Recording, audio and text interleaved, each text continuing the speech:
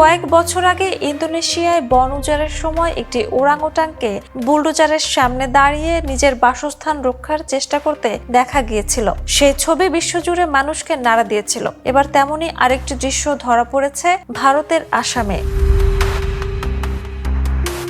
Viral ভিডিওতে দেখা যায় একটি চা বাগানে কাজ করা জেসিবি বুলডোজার বা ভেকুর সামনে এসে দাঁড়ায় একটি বুনো হাতি। সুর বাড়িয়ে বারবার মেশিনটির বাহু স্পর্শ করতে থাকে, যেন সেটিকে থামিয়ে দিতে চাইছে।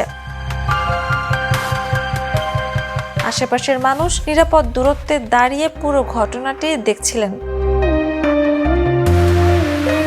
ঘটনাটি ভারতের আসামের একটি চা বাগান এলাকার। যদিও হাতিটি আক্রমণাত্মক আচরণ করেনি, তবু ভিডিওটি অনেকের কাছে প্রতীক হয়ে উঠেছে মানুষ ও প্রকৃতির ক্রমবর্ধমান সংঘাতের।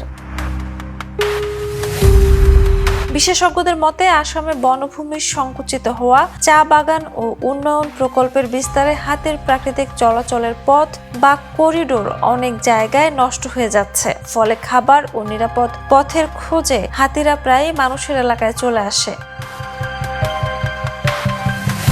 ওরাংওটাংয়ের সেই ঘটনার মতোই এই ভিডিও অনেকের কাছে একটি প্রতীকী বার্তা বহন করেছে। উন্নয়ন প্রয়োজন, কিন্তু তা যেন প্রকৃতির অস্তিত্ব ধ্বংসের বিনিময়ে না হয়। কারণ বন হারালে শুধু প্রাণীরাই নয়, শেষ পর্যন্ত ক্ষতিগ্রস্ত হবে মানুষও।